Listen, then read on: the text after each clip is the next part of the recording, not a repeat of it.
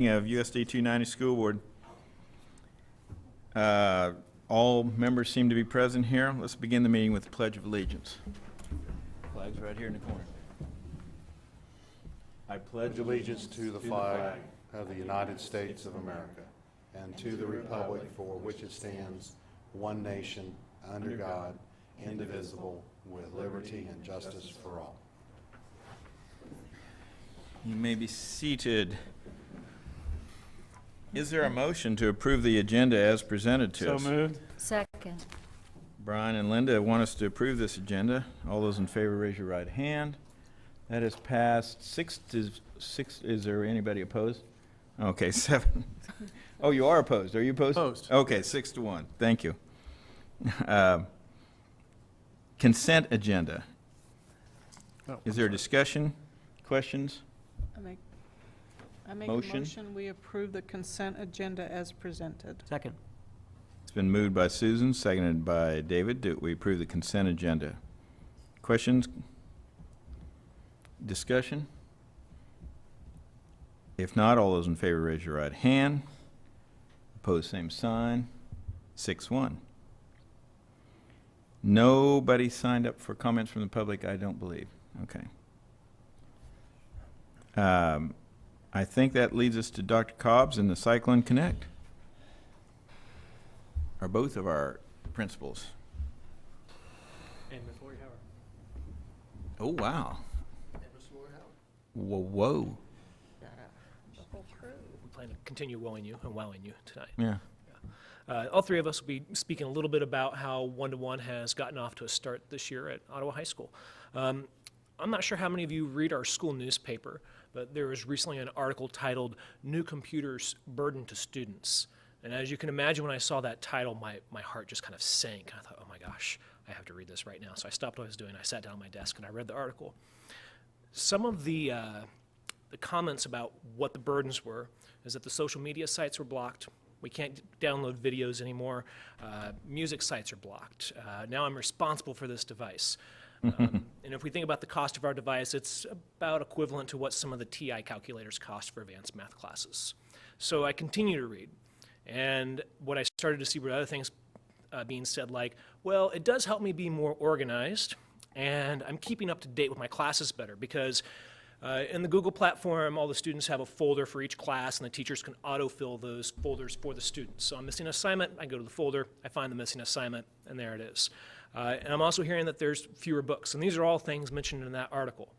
And I like that article because I think it demonstrates to us the challenge that we knew we were going to face this school year, is that students often look at computers as being almost like a toy. I can do all my gaming and things of that nature on it, and not as an academic tool. So we're starting to see that transition take place, which is what we've been trying to tackle the first month of school. A good example of that has to do with our office referrals. When students are sent to us sometimes by teachers for things they're doing on their Chromebooks that aren't quite appropriate, they would send them in to me, and I would talk to them a little bit about what our expectations were. And the first week or two of school, dozens and dozens of kids I would have conversations with about, hey, you know, this isn't necessarily inappropriate, but it's not achieving what we want with our digital citizenship. We need to be thinking about how does it promote good, positive digital citizenship? Is it connected to the classes that we're working on, things of that site? And last week, I think we had 3 students sent to the office for those sort of incidences. So we're starting to see that transition, and we knew that this is going to be one of the main challenges we had this school year. But probably the most exciting thing is when you walk into the classroom. I was in a science classroom last week observing, and the teacher was doing a class on notes. And you know, when I went into high school, most of us probably just sat there and wrote down whatever the teacher put on the board, and that was about the long and the short of it. But now our students are sitting with their laptops, and the teacher has already pushed out the PowerPoint to the students. So you have the whole entire thing already on your laptop, and now you can go in and you can put your own notes into the notes that the teacher has given you. Oh, I understand this, I get that. I need to highlight this part because this part doesn't make sense. So they're kind of working through the notes with the teacher. It's more interactive that way. But part of that has also to do with the expectations of the teachers. They're starting to understand that if we're going through notes and the student doesn't get it, it's okay if they go over to YouTube and they shoot in those keywords and find the video. In this particular class, they were working on, they were talking about the skin and how cysts are formed and things of that nature. And a couple kids just weren't getting it. So they found a video of it, saw what was actually happening, and then the conversation went to a whole new level. If we think about Bloom's taxonomy, it went up to the next level because now kids understand it, and they're asking deeper questions and going further into the curriculum, and it was great. While it's good to think about how that's helping our students to understand, what I really liked was the way the teacher handled it. She's starting to recognize that teachers are a great facilitator of education, and that they're not going to be the only answer for the content that they're delivering in their classroom. And it really opens up some opportunities for students to go out and discover what those answers are and make it more meaningful to the student in general. So what I'm going to do is I'm going to pass this off to Ms. Hauer. And Ms. Hauer is our technology integration coach, and she has been working in the teachers' classrooms with them. And I'm going to let her talk a little bit about what she's accomplished this year. Good evening. My name is Lori Hauer. I haven't had the pleasure of meeting all of you yet, but I am very excited to be here. I truly think I am the luckiest teacher in Franklin County. It has been an exciting 8 weeks. I think we were fighting a lot of fires for the last 8 weeks, but where we are right now is truly unbelievable. So, Dean, could you go back to this one right here? Oh, right there. In the lower right-hand corner, that's Mrs. Harness in the math class, and what's happening right there is she is giving her students a quiz, and it's this app, and this is possible because of Chromebooks. It's an app that allows the teachers to set up a quiz, students take it, and she sees the results instantly. I'm not sure how many teachers have used this, but probably at least half the staff has. And so what happens is that they don't have to wait for a paper to come in, take it home and grade it. They know within 5 minutes where those kids are. And so that's what's happening in the high school. And not only with that app, but with a lot of the Google products as well. So it's very powerful, and that in itself has changed the way those teachers can respond to the students. They shared with me, I don't have a picture of that one, but in English, she had passed out an assignment, and they have software called Apara that lets them see what the students are doing. So she can be anywhere in the classroom, see all 15, 20 computers at once on hers, and she could tell that the student was off task, was kind of missing the point of the assignment. And so sent that student a direct message, got him back on task, and he got the assignment done, instead of waiting till the next day to find out that it wasn't what they were supposed to be working on. So those are some of the examples, just a small sample of some of the things that are happening. Why don't you go again. Okay, this is the model for technology integration. And the SAMR model, if you get a chance to look at that, that's what teachers use to integrate technology. So they have to decide what their lesson's going to do. So I can remember when we got our first microwave, okay? And I personally now cannot live without my microwave. It's a fundamental in our kitchen. So before that, Mom would forget to take out some hamburger, and she'd have to put it in the pot and scrape off all as it heated up. You have that frozen ball in the middle for about half an hour. Okay, so you guys all know what I'm talking about. Well, that's what's happening in the classroom with this technology. We're still cooking hamburger, but we're going about it in microwave. And David actually hasn't bought a microwave yet. He doesn't like technology that much. Right. So when teachers are figuring out, I'm going to teach about the Civil War, what am I going to teach it with? That's the SAMR model. And so if you get a chance to look at that short 2-minute video, it explains those 4 different levels. So the outcome of technology are the 4 C's, okay? We want our students to communicate, they are. We want them to think, they are. They're collaborating more than they ever have before, and they're being creative. So that's the ultimate goal of having these Chromebooks. So I'm not going to go through all those because you guys have them, but those are some of the examples of what's happening. For the students, For the teachers, there's 5 staff members that now have Google websites they've created in the last 8 weeks, not only for their students, but for the parents. Go back. One more. So, anything else about that? Any questions about technology in the classroom? The staff is incredible. The kids are incredible. They love having the Chromebooks. And every single one of the, Mr. Kornhaus, I'm sorry, go forward about 2, okay, right here. If you get a minute to look through that, when you read Miss Egbert's, she was having them to read and comment and share each other's thoughts. They didn't want to leave. They were so caught up making comments while they were cleaning up and getting out the door. They said all they wanted to do is more. And these are freshmen. So the question you ask yourself is, where are they going to be in 3 years when they're seniors? Okay, so we're getting over some actually huge curves at this point, and the potential is just unlimited. So it's really exciting. So thank you very much. Thank you. If you go back to the testing slide. A wise young woman once told me that I spoke too much, so I had 2 people do most of the speaking for Ottawa High School tonight. The only thing that I'm going to talk to you about is testing efficiency. And just so that you know, That's very quiet. Yeah, That's thank- very good. just so you kind of know what happened because of Chromebooks, we made a drastic change in assessment practices in our school this year. Last year when we map tested, it took us nearly 13 days when it was all said and done, and took us over 50 class periods to do. This year, we tested nearly every student in 2 days and lost only 6 minutes off of each day for instructional time. So we took our 28 period tier time, took 6 minutes from each of the periods aside from tier, as well as lunch, because we couldn't take time away from the actual lunch period. So we added that 36 minutes to the normal tier time, and we had this period of time in which we assessed students. So if you think about this, the second day that we tested math, we had 613 students in school that day. We assessed all 613 students, 512 of them finished within that 60-minute period of time, which is fantastic, which means they have no other map testing to do.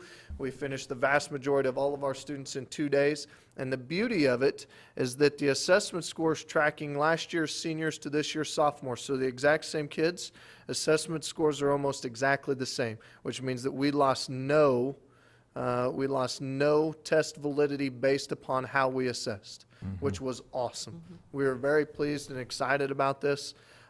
What this changes for us is the amount of instructional time that we can put back into the school day, simply because we have the technology. Mr. Grell and the rest of the technology department is awesome with this. The first day, we'll just be honest, was kind of a mess. We're trying to figure out how we can ensure testing sites and make sure that kids aren't doing this and that and the things they shouldn't do. Teachers were a little stressed because all of a sudden they go from sending kids out of their classroom to test to being the proctors for the assessment and making sure that they can all get online, do the things that they need to do. First day was a little goofy. Second day was awesome. I mean, they got in there, got it done. Kids got out of there, knew what they were expected, and once again, we saw our assessment scores be almost exactly the same as they were last year.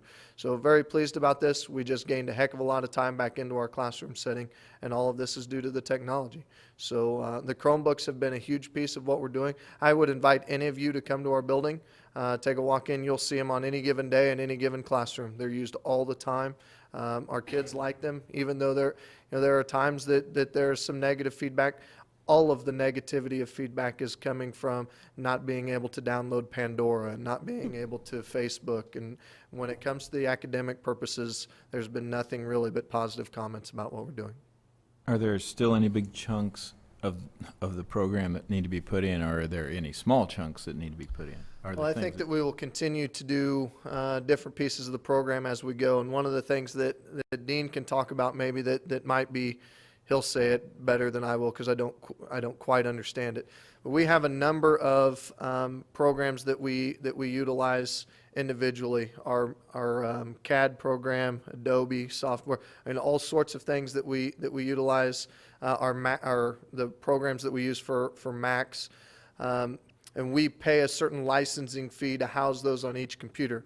We can be a part of this group that says that we have to pay, what, like $20? $20 $25.24 per FTE, which is not students, that's teachers. So we pay $25 per the 56 instructors that we have in our building. And now that software is available on every student device. Wow. Not just the 27 Macs that we have in the Mac lab, and not just the computers that are in the CAD lab, but every single device across the board. So every student in our building will have access to CAD. Every student in our building will have access to Photoshop. Every student in our building will have access to the things that we want them to have access to, simply because we bought a great device. So we're really excited about the things that we can do and what the future holds for us. We're working through all sorts of things. Math is still kind of up and down.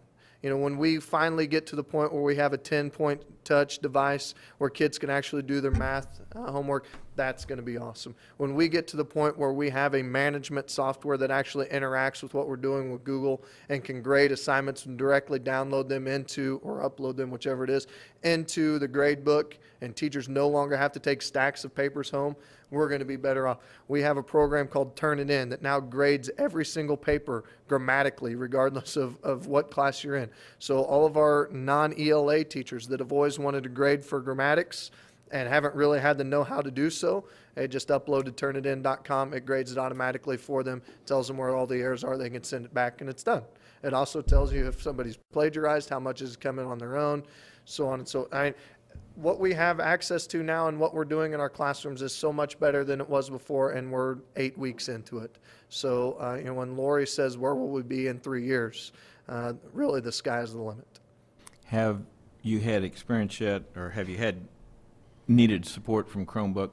And if so, how have they been from the people that provided the devices? The biggest support that I think Dean is talking to Google constantly, especially with Gmail, trying to match Gmail with Outlook and so on and so forth. So I know that Dean is talking to Google quite a bit. From a Toshiba side of it, some of our devices were not built maybe as structurally sound as they should. There was not enough. The first bulk purchase of that Yes. model. So there's not enough, basically stick them on the screws, and sometimes the screws are coming out. And those are things that I think that we were ahead of our time than what Toshiba thought we were going to be. But they've been very, very good with us on fixing them, doing all those things. Not all of the webcams worked appropriately, but once again, they're working with that. So really have no complaints about what Toshiba has done. We've had no complaints from Google. It's been very good, and every time that we do have an issue, there's always somebody there to build support and make sure that it happens appropriately in our building. Other questions, comments? Yeah, I have some. When the kids take notes, do they just type the notes onto the computer? Depending on how they want to do it, that is one way to do it. They can also, if they're working within their circles, they can do it as a group. There's lots of ways, but yes, predominantly it's a typing situation. Okay, but they could actually physically take notes if they wanted to? If they don't want to take them on their Chromebook, they can take notes on a piece of paper. Okay, because I'm thinking of the modalities of learning, and kinetic learning is Right. one of the modalities, and I just wondered if that was totally deleting that modality. I don't think that any of our teachers have forced students to take notes on their Chromebook. Okay, good, because I'm a kinetic learner, and I just wouldn't learn anything if I had to type it into the computer.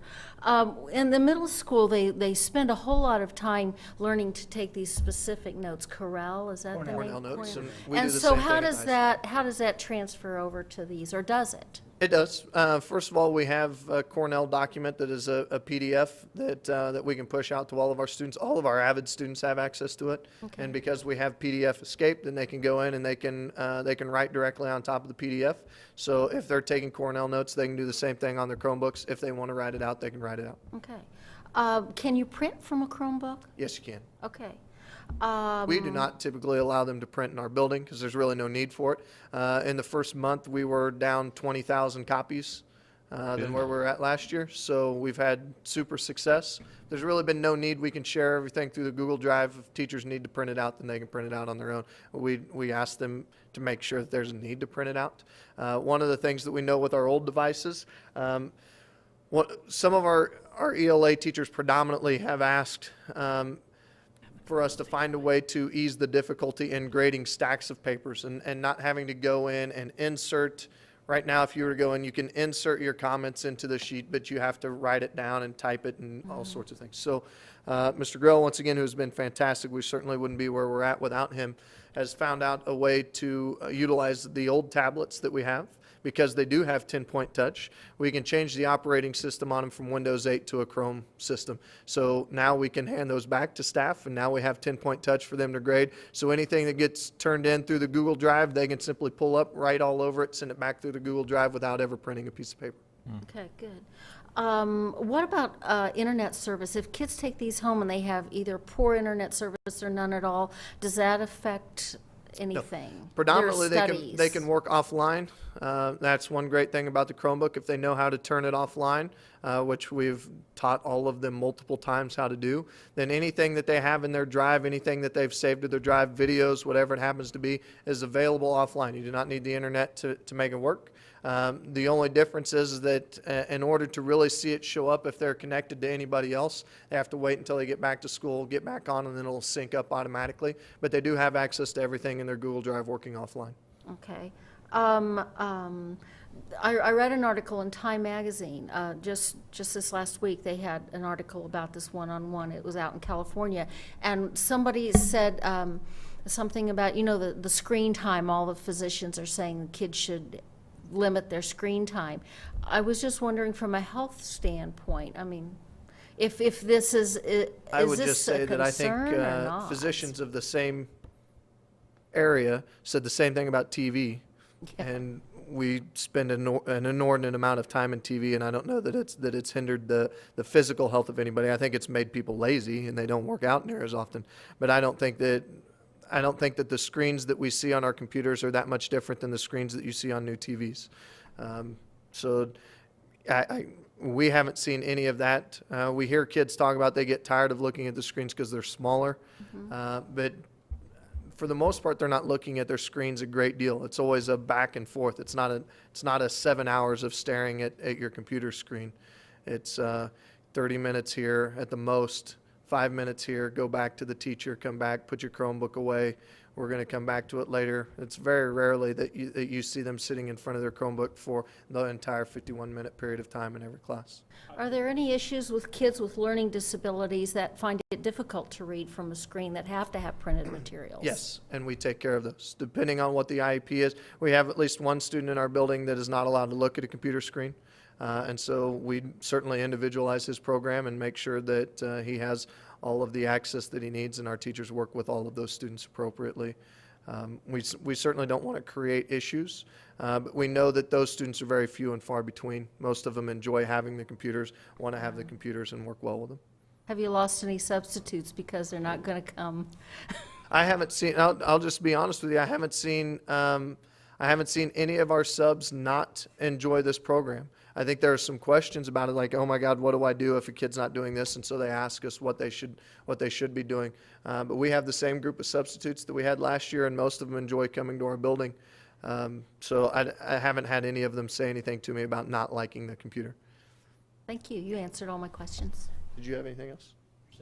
Okay. You know, The only thing I was going to mention is I have 3 high school students in my house, and we did fight the battle of because we don't have internet at home, and we have fought the battle several times with you have to download it and bring it home.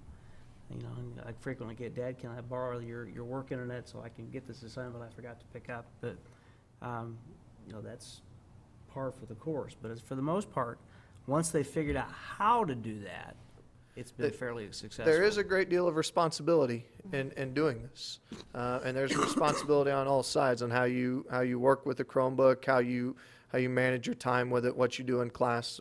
It's a different set of responsibilities than what they had without it, but it's still about responsibility. But once our kids figure out, hey, if I'm in class and they tell us we're going to need this, if I just download it to my drive, I'll be okay. I don't necessarily have to do it right now, but make sure that we get it done before we leave. They're typically okay. Are you have any bandwidth issues in the school? Everyone's able to get on? We have had one bandwidth issue. Actually, we've had more. Before we blocked Pandora, we were having some bandwidth issues because we had 500 kids streaming live music. So once we once we took that away, which created some upheaval amongst our students, the only bandwidth issue we had was about a 5-minute period when we started map testing. We shot way up, but once all the tests were downloaded, we went right back down to normal working capacity. So we've had about a 5-minute window, which what that means is that when we do state assessments, we're going to have to make sure that the schools can work together as to how we stagger those times. But other than that, I mean, for us, we ought to be able to assess everybody at one time instead of pockets of 25, which means that we won't have to schedule near as often. Your productivity just says it all, 11 days to 2. Mm-hmm. Yeah, Yeah. it's pretty awesome. And it looks like too, with Mr. Kornhaus's comment, the debate can be very lively on real-time factual issues as well. So Yes. It must be a fun It, class. it is awesome to be in Mr. Kornhaus's class because he'll say something and kids, they were talking about fracking the other day. And all of our kids were like, I don't know what fracking is. So he's like, okay, I'm not even going to tell you. Your job for the next 5 minutes is you have to determine what fracking is on your own. So you get kids going all over the internet trying to determine what fracking is. And it was awesome. It's great debate. It's great discussion. Provides an opportunity for them to learn on their own instead of just hearing the teacher up there telling them what they want to know. And they can fact check you too. Yes, they can. And they do.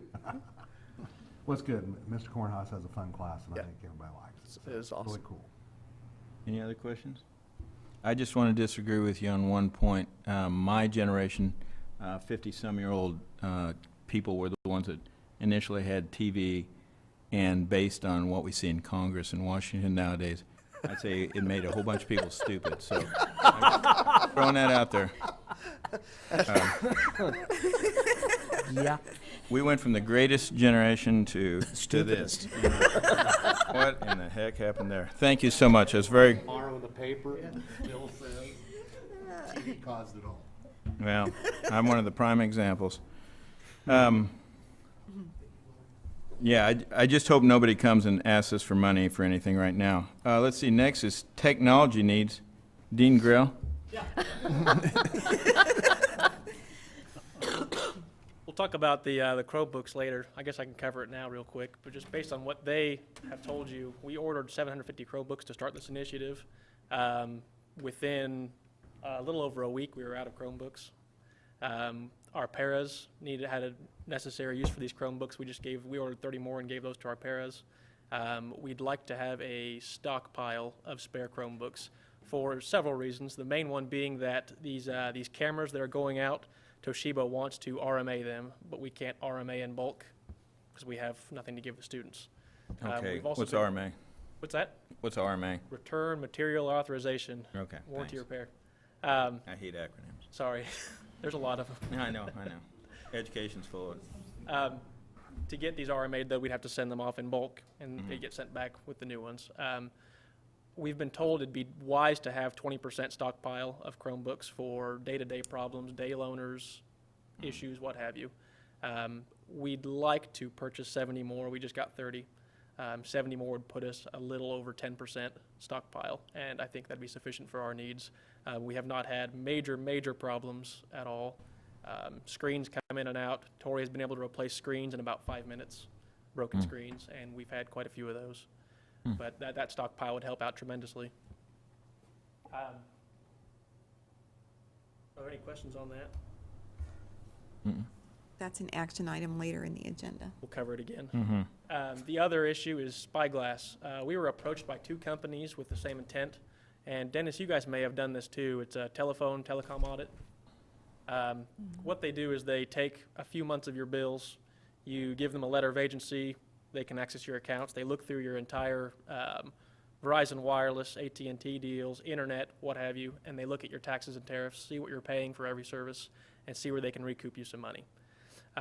We'd like to, with your approval, enter into an agreement with them. The main line down there that's highlighted, if we don't find anything or you choose not to implement anything, you pay nothing. What they offer is 3 different ways to get money back in our pockets. Cost recovery, meaning if it's already going out the door, they get 50% of that back in the door to us, and they get the other 50%. Service elimination is stuff that we have currently on the books that we do not need, whether it's an extra phone line, data services for a line we don't use anymore. They do a 12-time multiplier on that, so they get their 1 year cost of that, and then it gets off of our books. The third one's not up there, and I'm not sure what it was. Well, that's embarrassing. There's the third one. Not sure what it is. I'll get that to you later. No problem. But those items can come back to us. They gave us 3 references, and I called them up. One of them was down in Georgia, and he had over $20,000 of money that could come back to him, and he didn't sign off on all of it because he knew specific parts of that were important to their business, so they kept those. So you don't have to actually take all of that money and divvy it out if you don't really necessarily need to. So I'm sure we'll have some stuff that they can recoup for us. I know we had some internet bill issues last year. Maybe some of that could come back in whole or in part. So we're not sure what that number is going to come to, but everyone I spoke to said good things about Spyglass. The other company that we spoke to about this told us they had a previous arrangement with us, that they had done this for us, and we have no record of them on our books whatsoever. So we're not sure if it was hey, here's a new guy, let's tell him we have an existing relationship and see what we can get. They also inspected the roofs at Lincoln, They may have. and we're paid for it probably. So this is something we'd like to look into, at least going down the path and seeing what kind of money they can get for us. The best part, they have you sign some contract. Those contracts just guarantee that we're not going to take their recommendations and implement them without their approval. 50% of the one-time fee, right? It's not annual. Right. Yeah. The 50% of the cost recovery is a one-time fee. That 12-month multiplier is the only recurring one, and they expect it up front. That initial 12-month recovery, they want that 12-time multiplier up front, and then service disappears. So you're paying for it that extra year, but then after that, one more year, you have your ROI. So, questions, concerns? And this we'll discuss at a future meeting. Right, this will Right. be on the agenda for your approval on the 28th, I believe it is, the next meeting. And I'll get that third success-based fee to you that's not on there. So Dennis, look through that in the next 2 weeks.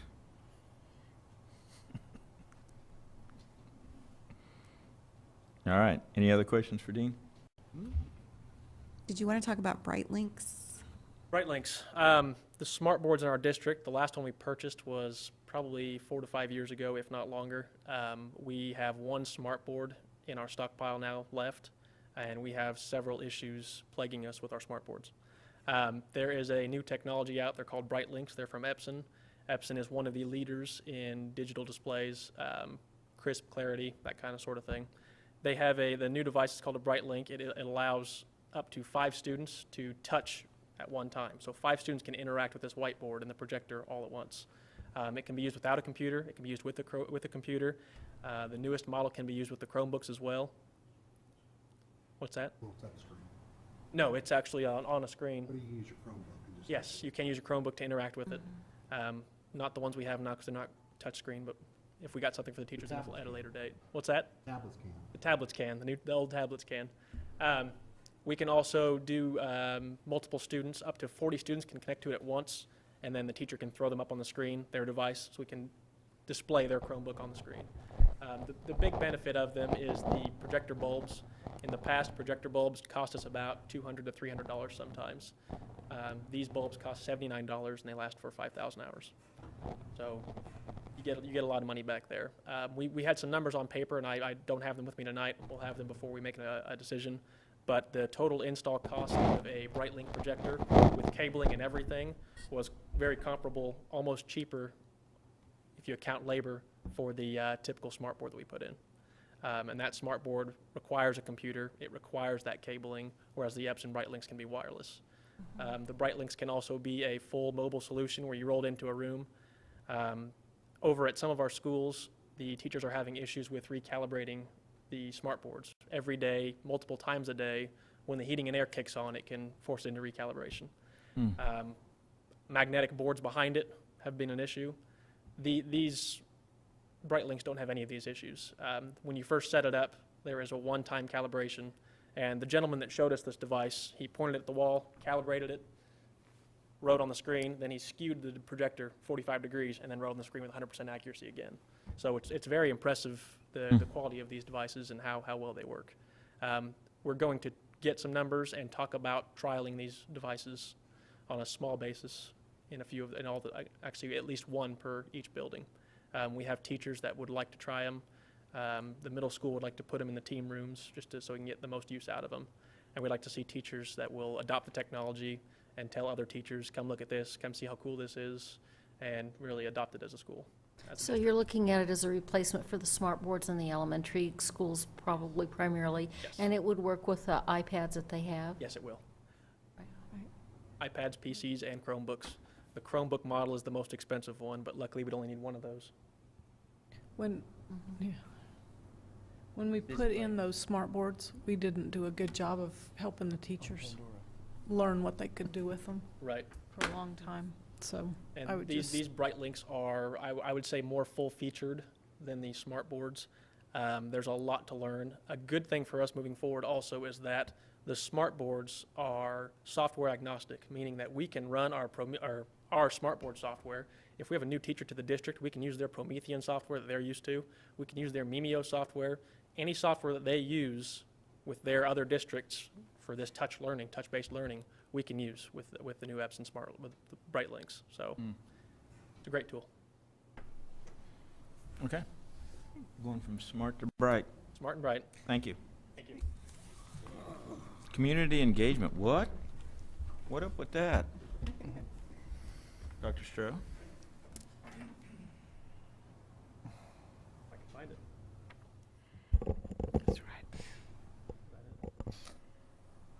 I just want to do a quick report on community engagement and the critical nature that communication is with schools and with really the entire community, and coming together, as we talked earlier about a community vision. So the first thing I did was, we all kind of have our own definition of what community engagement is. So I Googled it. And I came up with a definition that I loved, partly because Andy Carvin is NPR, and I'm a big NPR fan. So you can see the definition, and to me, really, the community benefit is the critical piece, that individuals build ongoing and permanent relationships for the purpose of collective vision. I think that's so important for all of us. It's human nature to want to belong to a community and so on. For us to determine the vision for our kids, and the community engagement is critically important for our kids as they go through school.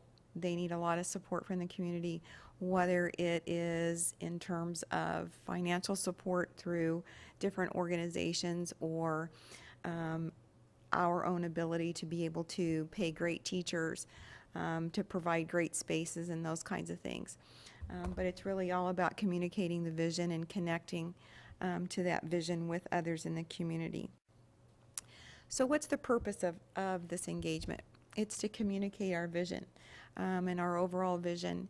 And I took this right out of my notes from our board retreat last August, that all students will be college and career ready with the skills, knowledge, and behaviors to have a life-sustaining job.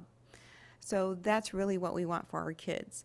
Sometimes we have to define those a little bit more in depth, but I think that everybody understands that really what we want for all of our kids is that they have a life-sustaining job. And we know that the skills are very different now than they were 5 years ago, 10 years ago, 20 years ago.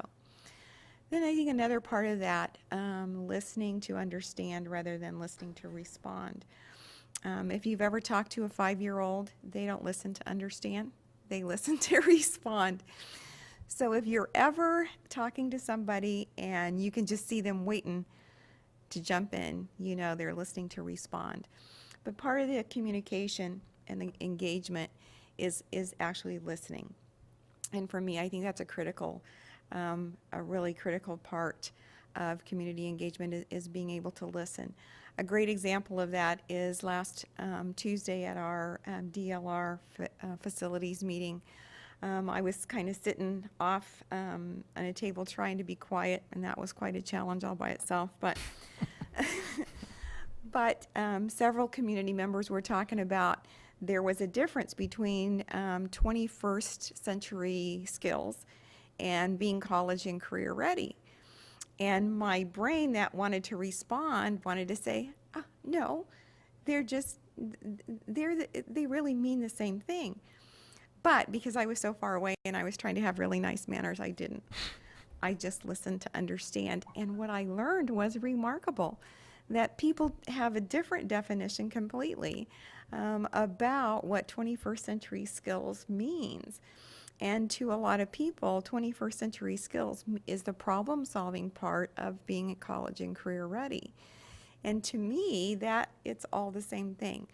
So it's always important, even if you're forced to listen to understand first. And I just wanted to share that. And part of that too is to be able to communicate our students' needs. You know, part of being college and career ready, and we talk about this a lot in schools and among administrators, is having those self-regulation skills. That's really a part of being college and career ready, whether it starts out in preschool and kindergarten, where a student knows to sit down, knows when to ask for help or to be able to go to the restroom and those kinds of things. But it also means that students know that they need to be at school on time, just like they need to know they need to be at work on time and those kinds of things. All the way up to bigger kinds of self-regulation skills, that people know how to ask for help when they need it. And a lot of adults don't know how to do that. So that's all part of our community engagement and helping the community understand what all of our students' needs are.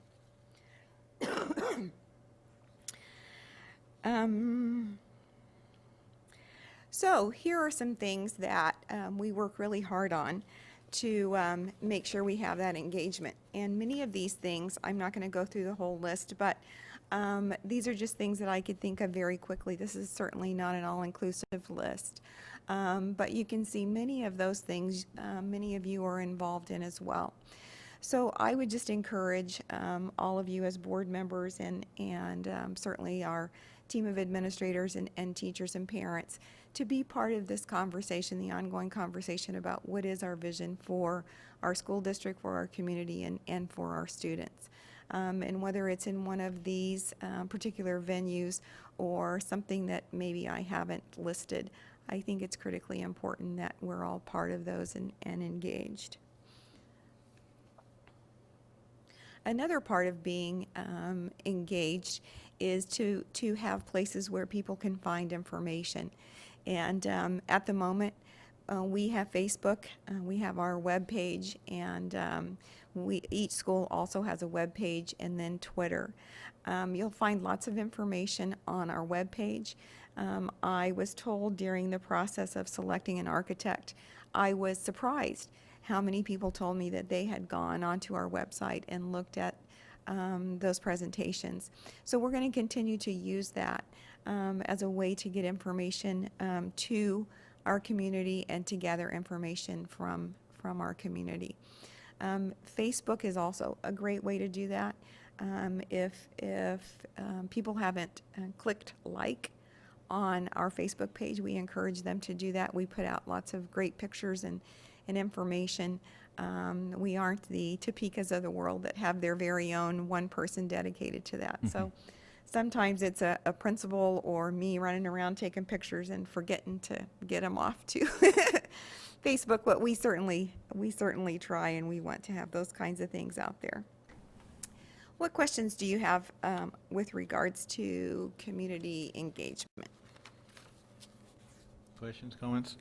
I don't know if anybody noticed that Royals logo appearing. It seemed like it got bigger too. Yeah, I'm going to be in copyright prison, so I might as well. Yeah. I might as well make it worth my while. Pay the big price.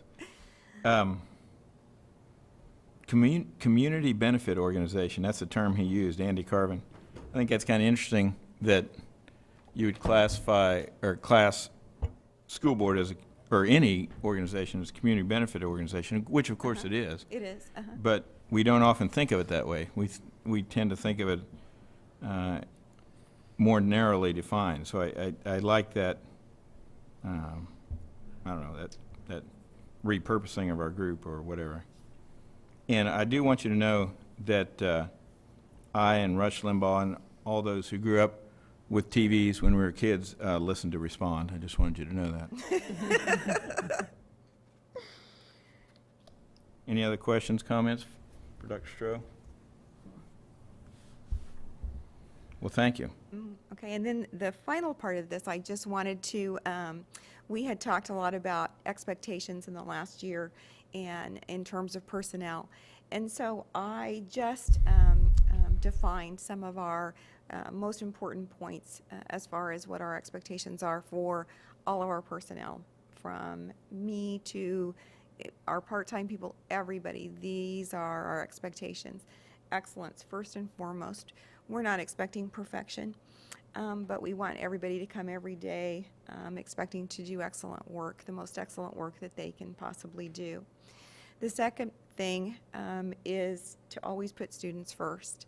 I think we are very fortunate in this district to have such an outstanding staff, and I would say that most people, most of the time, put kids first. I can't say that 100% of the time, because I think that we all slip up once in a while, but certainly that's our goal. And then, of course, to follow all policies and regulations, communicate, whether it's in PLCs or PD sessions, or just asking questions if they don't understand something.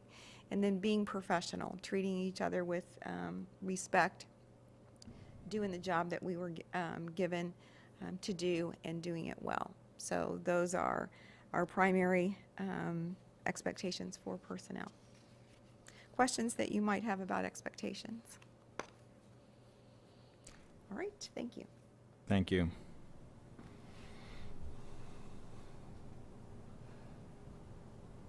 .04, board reports. Who wants to talk? I don't necessarily want to talk, but I do have a board report. I was out last Wednesday at the Day on the Farm for third graders. And Oh, yeah. it was, I think, every third grade in Franklin County, and it was interesting seeing 300 kids and asking good questions. They really were asking good questions. I mean, it was, they learned that you do get milk out of a cow, not out of a carton, and actually how much milk a cow makes and what they eat, and just the variety of animal products that end up in the everyday products we use. You have no idea that, shampoo has a lot of sheep in it. But anyone now doesn't want to wash their hair. But it was interesting, and they had a lot of high school students in there teaching the kids various aspects, and they did a great job interacting with third graders. It was just a great learning day for those kids. I think that's a great program. I went to those, and I just think that's a lot of fun and a lot of good knowledge. I will say anecdotally, there was a student that a teacher overheard during the milking demonstration. A student said, "Boy, I'm sure glad we don't get milk from there anymore." Thank goodness. Wow. Well, I had the opportunity to interview kids for Exchange City today. good. For fifth graders. That is always so much fun. I really enjoy it. And then last week, I had the opportunity to teach a fourth grade class from Garfield in the one-room country school up in the depot, so. Oh, good. Well, I had the pleasure of doing the senior day, the job fair thing on behalf of COF, and that was entertaining. It was we got lots of really good questions from students. Of course, people see COF and they go, "What do you do?" And then so you get into explaining that, and they go, "Ooh, that sounds fun," or "I don't think I want to do that."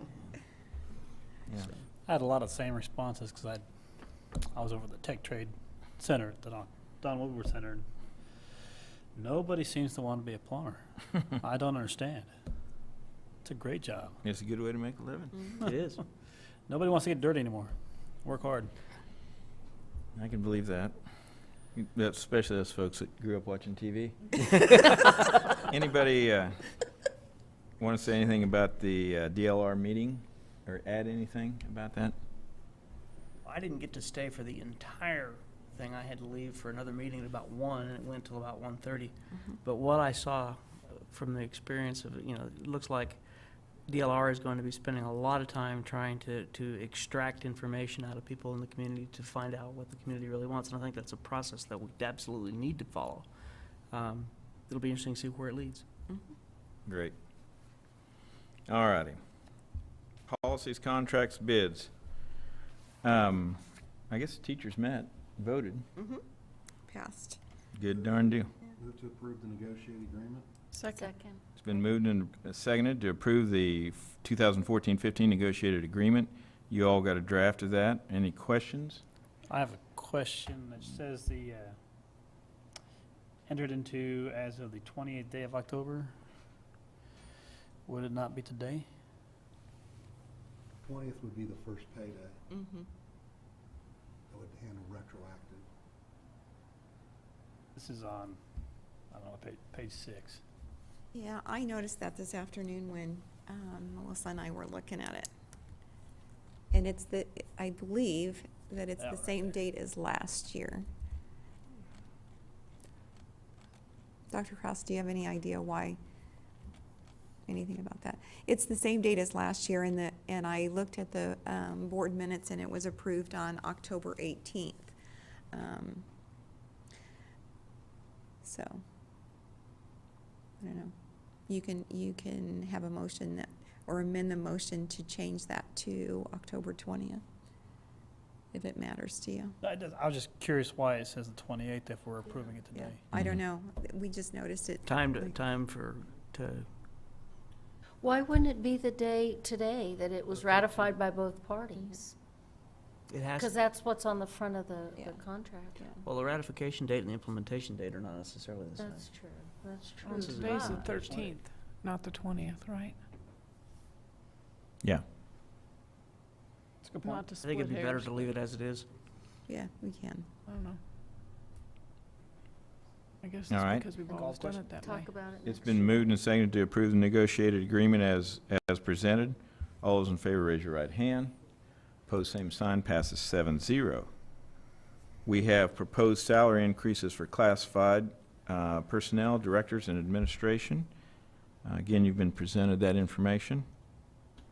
I'd move that we accept the salary recommendations for classified as well as administrators, and the principal should be the next item as presented.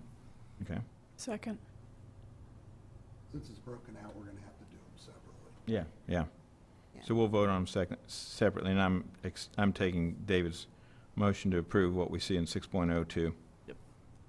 And it was seconded by Susan. Any questions, comments? If not, all those in favor, raise your right hand. Opposed, same sign, 7-0. 6.03. Ottawa High School principals, salary increase is presented. I move we accept the recommendation. Second. Been moved and seconded. We accept the recommendation based on his terse comments this evening. Any discussion, questions? If not, all those in favor, raise your right hand. Or left hand, doesn't matter. 7-0. I'll step out. Okay. 6.04. Please note Dennis George is excusing himself from this discussion. Salary increase for the Director of Finance. I would entertain a motion. So moved to accept the recommendation. Second.